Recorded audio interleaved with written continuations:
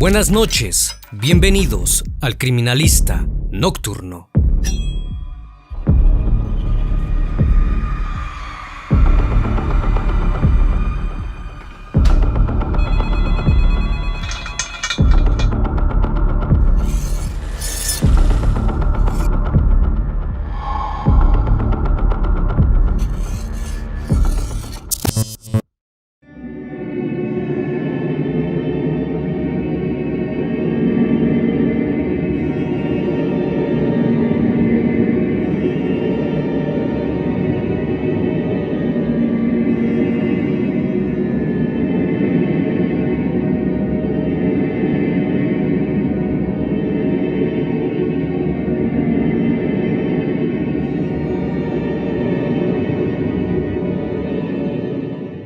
El jueves 27 de marzo del año 2000, en la localidad de Villa Urquiza, en la ciudad de Buenos Aires, Argentina, se suscitó un acontecimiento estremecedor y a la vez terrorífico. Aquella noche los vecinos de la calle Manuel Pedraza escucharon que en el número 5873 se oían voces, cánticos y rezos, además de gritos espeluznantes que provenían del departamento 1. Era como una especie de ritual macabro e incomprensible. Ante la situación, alguien levantó el teléfono y decidió llamar a la policía. El Criminalista Nocturno. Cuando los agentes policiales de la comisaría 49 arribaron al lugar, se sorprendieron al ver la dantesca escena. A través de una de las ventanas vieron que una mujer joven se encontraba encima de un hombre mayor y ésta lo estaba apuñalando sin parar. Era tan terrorífico que los oficiales decidieron irrumpir en el lugar de inmediato. Al ingresar lograron escuchar que estaban gritando una frase que les erizó la piel. Gritaban en medio de su locura que Satán estaba ahí. Pronto se dieron cuenta de la presencia de otra chica. Ambas estaban muy alteradas y no paraban de gritar que el diablo había salido de él. Que salga el diablo, que salga el mal, exclamaban. Los agentes afirmaron que jamás habían presenciado algo como eso. En medio de la sala oscura y a un costado de la escalera, yacía la víctima sobre un gran charco hemático, en posición dorsal y sujetando el barandal de la escalera con la mano izquierda. Restos humanos estaban esparcidos por el piso, junto a un sinfín de objetos esotéricos y de libros que hacían alusión a la magia blanca y negra, además de un santo, al que se le atribuían poderes de liberaciones como exorcismos. Tanto el hombre como una de las chicas se encontraban sin prenda alguna y teñidos de sangre, mientras que la otra usaba una playera blanca que ahora brillaba tras las proyecciones hemáticas. Era el lunes al mediodía y dentro de la casa abundaba la oscuridad. Las ventanas estaban cerradas y algunas llaves del grifo estaban abiertas. Velas e incienso y vasos con un líquido extraño eran parte del asombroso ritual al interior. Una Biblia abierta y un espejo roto completaban el escenario. El baño estaba lleno de materia fecal y vómitos. Todos los espejos estaban rotos. En una de las habitaciones había 3 colchones, donde dormían los 3 juntos. Ese lugar de la casa parecía su último refugio. En la otra habitación, sobre una cama, había una cantidad inexplicable de ropa.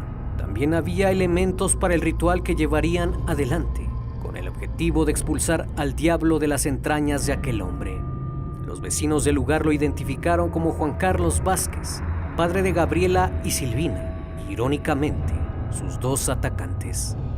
Las manchas hemáticas que había en el suelo indicaban que la mayoría de las heridas habían sido vitales, y con el hombre de pie, la sangre le chorreaba hasta las piernas y tenía cortes en todo el cuerpo, producidos con un objeto punzocortante, presumiblemente con un cuchillo.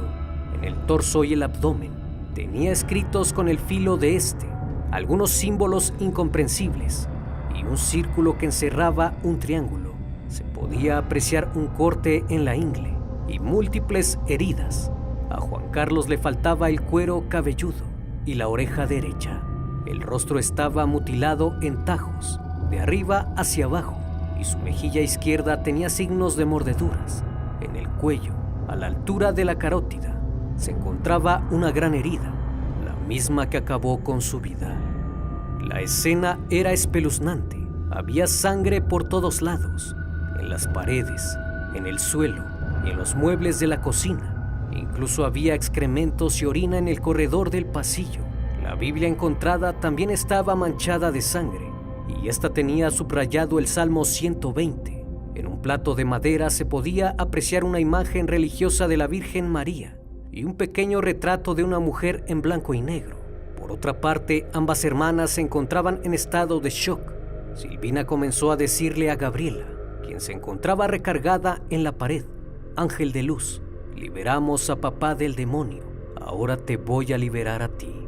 Cuando los oficiales escucharon esto, la tomaron de las manos, pues pensaron que atacaría a su hermana. Era tanta la fuerza que tenía que no la podían someter. Hicieron falta 5 policías para poder arrestarla. Después empezó a gritar que se fueran y que su padre ahora renacería como un hombre bueno. También agregó: demonios no se metan, ahora he vengado a mi madre, recemos. En cuanto fueron reducidas y tranquilizadas, las hermanas Vázquez fueron trasladadas al Hospital Pirovano, ubicado en Monroe 3555, en Coghlan. Allí fueron sometidas a peritajes psicológicos y psiquiátricos, además de que permanecieron internadas y detenidas, hasta que su salud mental mejorara. Durante los primeros días, Silvina aún se encontraba encerrada en un mundo de satanismo. Hacía la voz como si fuera un hombre, diciendo textualmente: soy el purificador. Por su parte, Gabriela decía que veía y oía al diablo. Según los médicos, presentaba alucinaciones auditivas y visuales. Ambas pasaban por momentos eufóricos a profundas depresiones. Una noche, Silvina despertó gritando y mencionando el nombre de Sergio. La policía intuyó que se estaba refiriendo a Sergio Echeverry, dueño de un centro esotérico llamado Transmutar, que estaba ubicado en la avenida Córdoba 1500, donde las 2 hermanas iban a cursos. Ahí las chicas compraron los elementos como velas, cirios, carbones y cuadernos usados en el ritual de purificación que el lunes al mediodía derivó en el asesinato de su padre Juan Carlos. Cuando los médicos les preguntaron a las hermanas por qué habían cometido semejante atrocidad, ellas aseguraron que Satán entraba en los cuerpos y moraba ahí. Por esa razón querían liberar a su padre. Según las propias palabras de Silvina, el demonio quería poseerla a ella y a su hermana, y lo único que querían hacer era purificar a su progenitor. Según su misión mística, su papá se entregó como un cordero y le empezó a cortar la piel. Lo cortó para descascarar al muñeco y a ver a su papá otra vez. Debido a su estado psicológico, fueron alojadas en celdas individuales. Gabriela presentaba golpes en la espalda y 9 cortes en el rostro. Silvina, por su parte, estaba conmovida y balbuceando incoherencias. Las medidas que se adoptaron eran de extrema seguridad, ya que en caso de tener que someterlas, hacía falta la participación de varios elementos para contenerlas. Mientras estaban recluidas, Silvina quería atacar a su hermana, porque decía que el muñeco había saltado a su cuerpo y ahora ella era quien estaba poseída por el diablo. Pronto se empezó a especular sobre sectas, satanismo, incluso ritos de purificación. La policía sospechó sobre posibles vinculaciones sectarias. Por esa razón decidieron investigar el centro esotérico donde Silvina acudía. Según los investigadores, Echeverry regalaba a sus alumnos un celular. Ahora los fiscales analizaban las últimas comunicaciones realizadas a través de los 3 celulares hallados en la casa de Manuel Pedraza, de los teléfonos de la línea de la vivienda y del centro de alquimia. Entre las hipótesis no quedó descartado imputarlo como coautor del homicidio o como partícipe secundario. Una de las medidas que se adoptaron en las horas siguientes fue la petición de la fiscalía para realizar nuevos allanamientos. La familia Vázquez estaba conformada por Juan Carlos y sus 2 hijas, Silvina de 21 años y Gabriela de 29. La madre, Aurora Gamarra, había fallecido en el año de 1993 por un paro respiratorio debido a que estaba atravesando un cuadro agudo de diabetes. Silvina y Gabriela estaban convencidas de que su mamá había fallecido a causa de que alguien le practicó brujería. La pérdida de la madre fue un duro golpe para ambas. Por esa razón, las hermanas comenzaron a aventurarse en el sendero de búsqueda espiritual y rápidamente llegaron a la magia y al esoterismo. Luego de que la madre de familia partiera, Juan Carlos y sus 2 hijas se mudaron al barrio porteño de Saavedra para que así Juan pudiera estar más cerca de su trabajo y las chicas de la facultad. La familia vivió en Lomas del Mirador hasta 1997. Juan Carlos Vázquez tenía 50 años. Él trabajaba en una ferretería de Villa Pueyrredón y al momento del hecho llevaba 7 años de viudo. Las personas que lo conocían decían que él se desvivía por sus hijas y que tenía una relación muy cercana con ellas. La menor de las hermanas, Silvina, era estudiante de ciencias económicas y ya había aprobado 8 materias. Ella quería ser contadora. La chica era descrita como una joven aplicada y estudiosa. Por su parte, Gabriela comenzó a distanciarse de sus amigos y allegados. Dejó a su novio con el que planeaba casarse y se metió en el mundo de las drogas y la vida nocturna. Se sospechaba que tenía una relación incestuosa con su padre. Ella era descrita como una joven problemática que no le importaba nada. A menudo culpaba a su hermana menor por el fallecimiento de su madre y la relación entre ambas era muy mala. Gabriela intentó reanudar la carrera de diseño de imagen y sonido que anteriormente había dejado y en 1999 se inscribió en Ciudad Universitaria para estudiar dibujo por las tardes, pero no duró mucho y terminaron expulsándola porque no cumplía con los trabajos escolares. En los últimos meses previos al hecho, Silvina se vino abajo y comenzó a sufrir fobias. Además, empezó a escuchar voces y ruidos extraños, pues aseguraba que por las noches un olor desagradable invadía la casa. Afirmaba que pasaban cosas extrañas e inexplicables. Decía que desaparecían las cosas, que estallaban los focos y que por las noches había ruidos perturbadores. Las camas se movían y las cortinas se corrían solas. El ventilador se prendía y se apagaba solo, por lo que poco a poco fue convenciendo a su familia de que en esa casa que alquilaban pasaban cosas que no tenían explicación.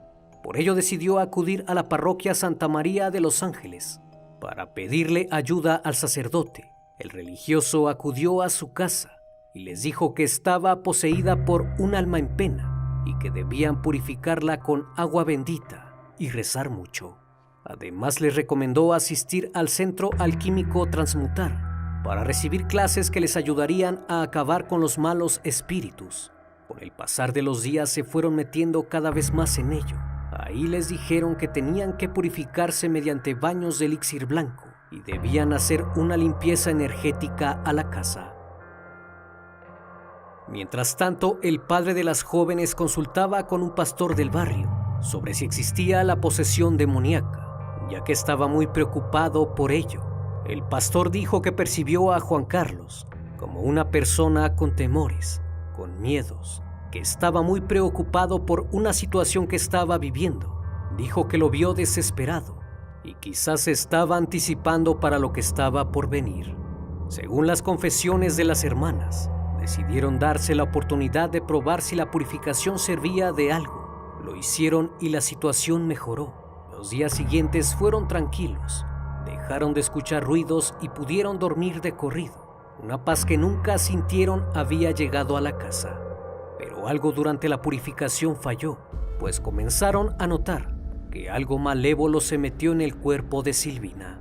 El estado de sugestión las llevó a dormir con su padre en la misma cama noche tras noche.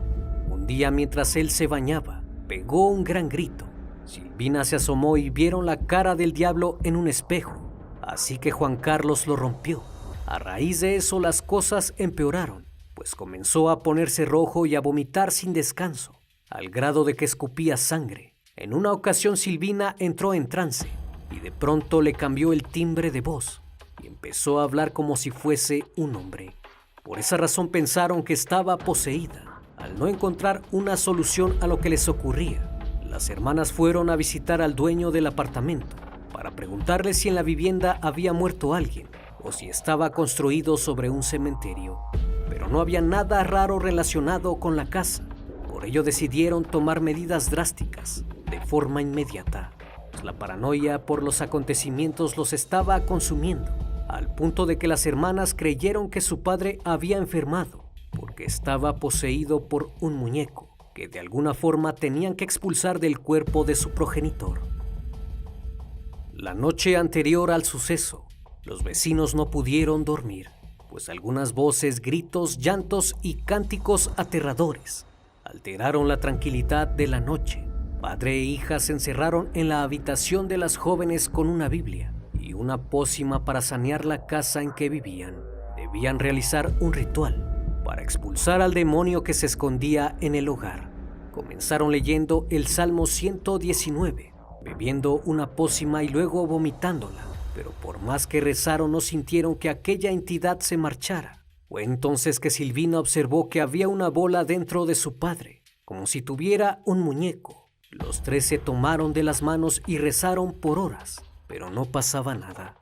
Ya por la mañana a Juan Carlos se le hacía tarde porque tenía que ir a trabajar, así que decidió tomar una ducha. Mientras este se bañaba, Silvina se dirigió al comedor y se puso a aullar.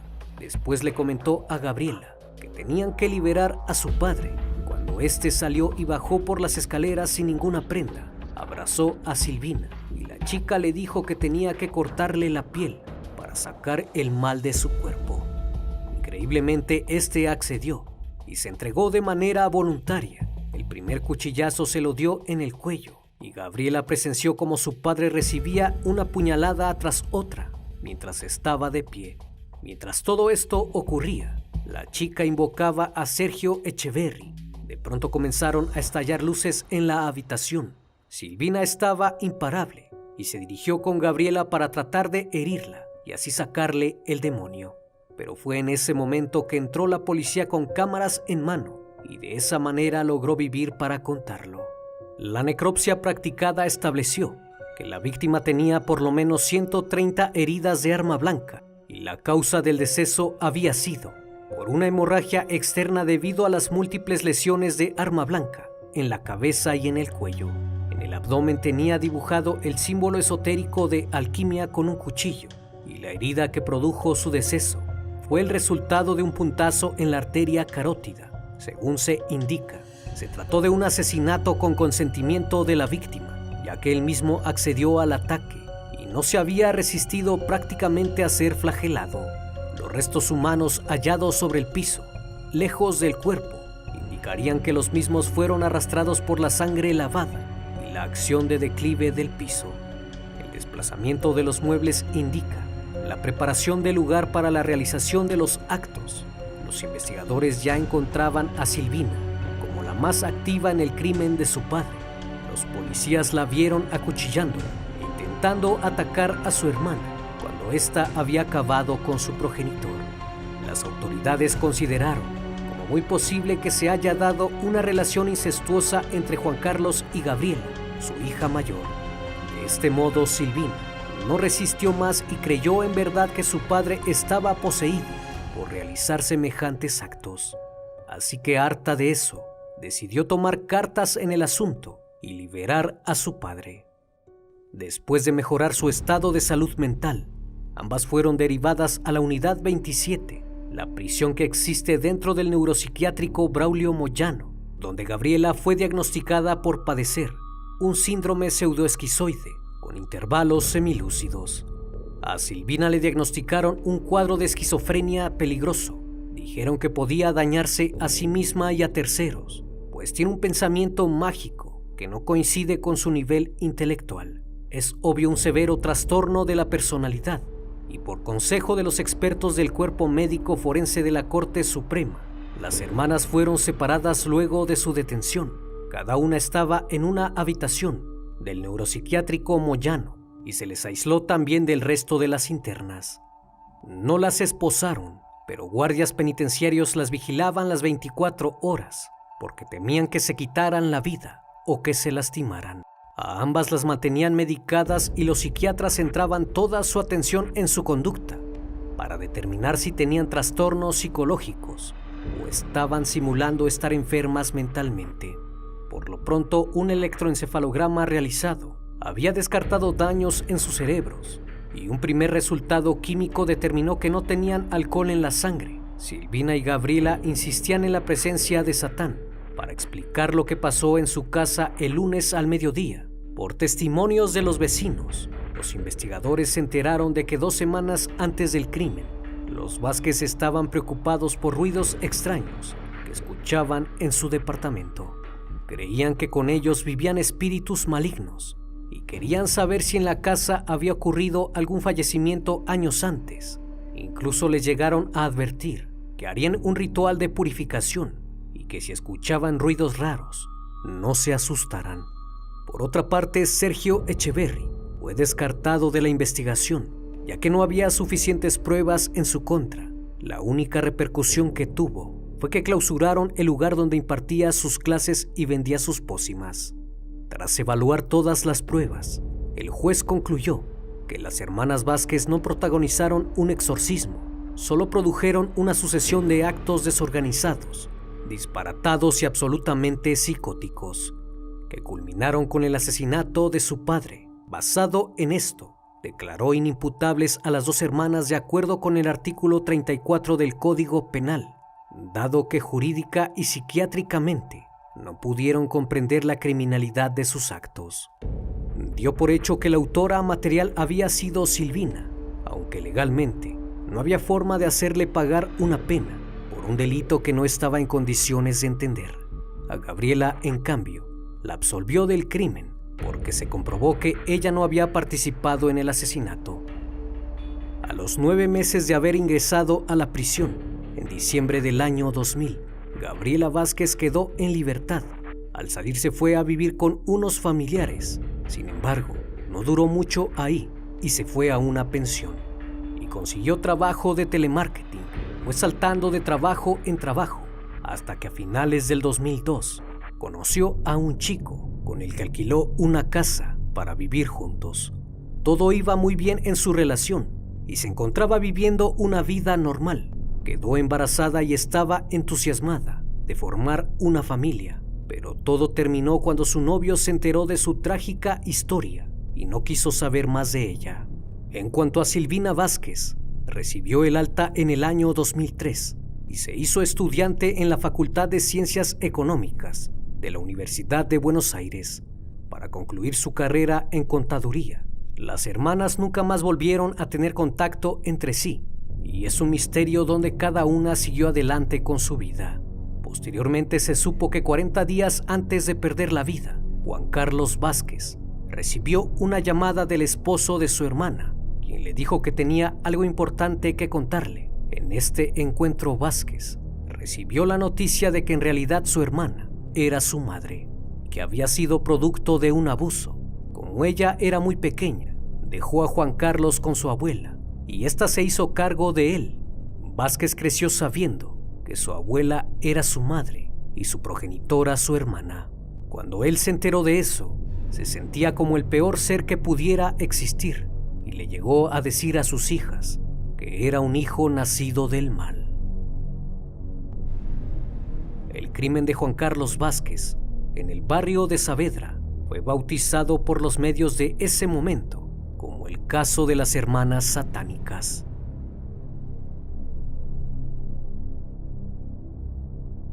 Como cada noche, estimado público, agradezco su compañía. Si aún no estás suscrito, te invito a que lo hagas y formes parte de esta gran comunidad. Esto es El Criminalista Nocturno. Hasta la próxima emisión. Buenas noches.